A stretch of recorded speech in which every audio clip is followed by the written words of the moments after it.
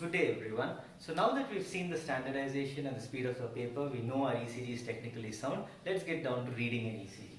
So what are the steps to read an ECG? Firstly, standardization, paper speed. This we have seen. Next you have rate, rhythm, the frontal plane QRS axis,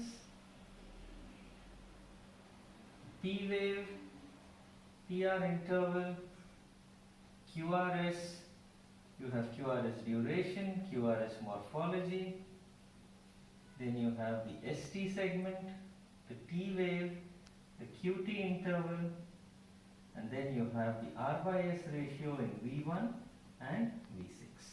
So now coming to the rate. Now before you start off reading the rate, you need to understand a few concepts about the ECG paper.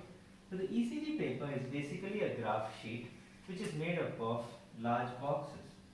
Each large box is a 10 millimeter into 10 millimeter square, or it is a 1 centimeter into 1 centimeter square. Now each of these is divided into 4 medium sized squares. So you have a large square divided into 4 medium squares. Now each medium square is a 5 millimeter into 5 millimeter square. Each of these is further divided into small squares.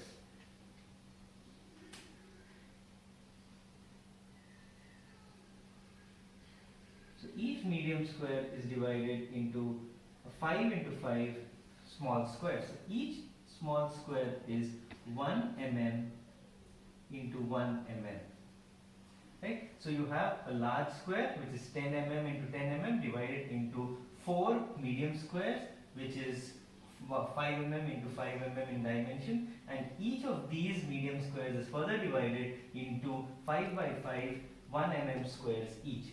Now it has a height of 1 millimeter, a breadth of 1 millimeter, but if you see the duration in milliseconds, each small square is 40 milliseconds or 0.04 seconds, and an entire medium sized square is 40 into 5, that is 200 milliseconds, or 0.04 into 5, that is 0.2 seconds. Now depending on how good you are in math and how comfortable you are with decimals, you either choose to remember this, which is preferred amongst the hardcore ECG clerics, you can say. But if you are not that good in math as me and an average mathematics person, then you can remember the whole figures of 40 milliseconds and 200 milliseconds. Doesn't make much of a difference anyway.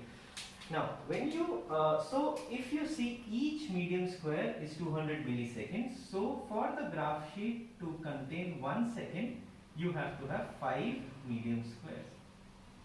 5 medium squares is 5 into 200, that is 1000 millisecond or 1 second.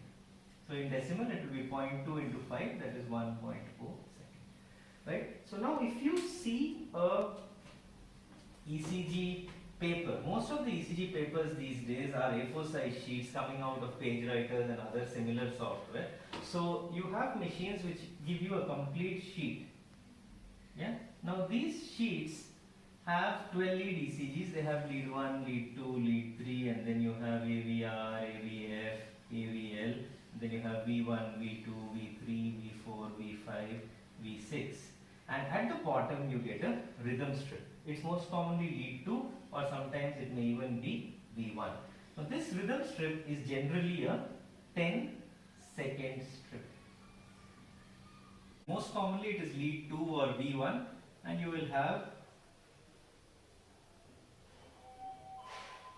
a rhythm strip like that.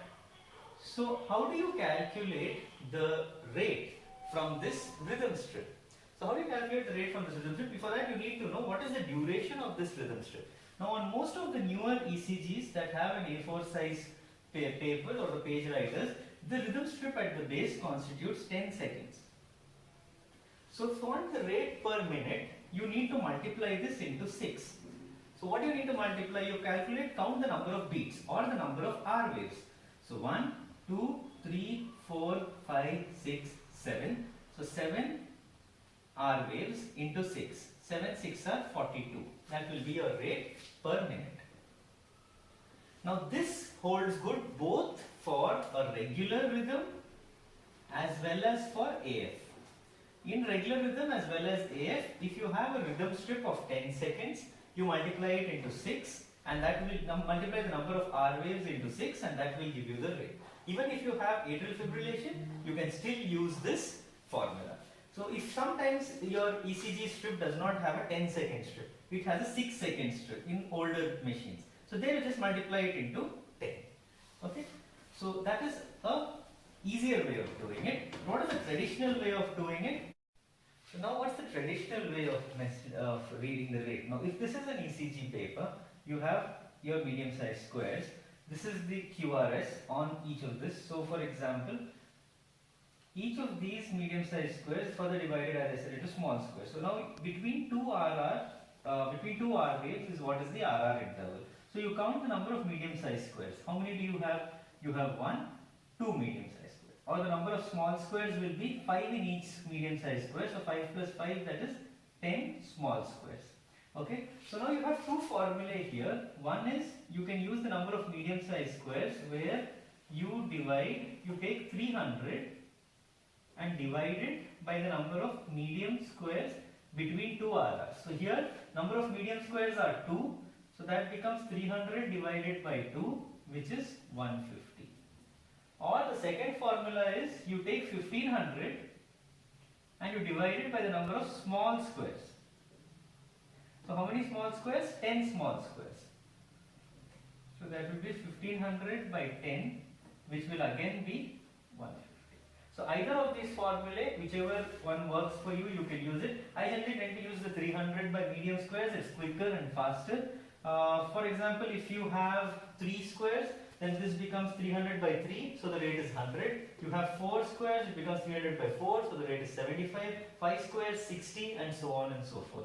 If you have to use small squares, then it would become 1500 by 15, which would be 100 again. And then you go on. The advantage of using the second formula is you can get a more accurate rate in case you have a little lesser or a little more than 2 boxes. For example, if you don't have exactly 2, you have 2.5 boxes. So you can't exactly use 2.5 boxes to get an accurate figure with the 300 formula. So there you can use 1500 by 8. So 1500 by 8, whatever it is, you can use a calculator. I think it will be around 120 or so, but that will be your rate. So these are the two ways in which you can calculate the rate. So the two formulae you have are this thing. So a quick ready reckoner for you. If you have medium-sized squares, number of medium-sized squares and the rate. With one medium-sized square, the rate will be 300. If you have two medium-sized squares, the rate will be 150. 3 squares, the rate will be 100. 4 squares, the rate will be 75.